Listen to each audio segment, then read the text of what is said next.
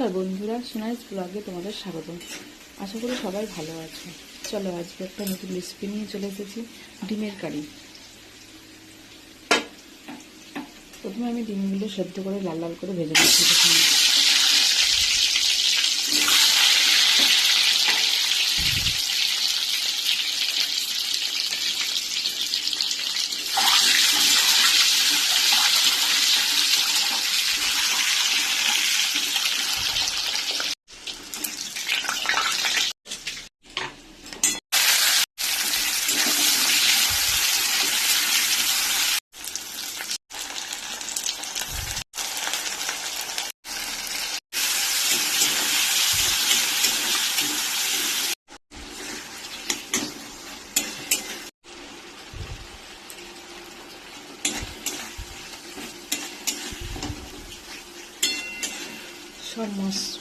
সব মশলা ফাইনালি আমার দেওয়া হয়ে গেছে।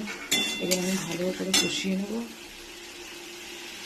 মশলাটা দিয়ে পুরো তেল ছেড়ে গেছে, মশলাটা আমার পুরো কষানো হয়ে গেছে। মশলাটাই জল দিয়ে দেবো।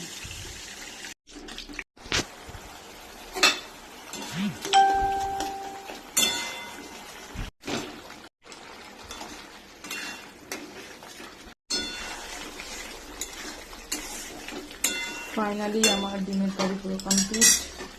এবার আমি ধনেপাতা দিয়ে নাড়িয়ে দেবো।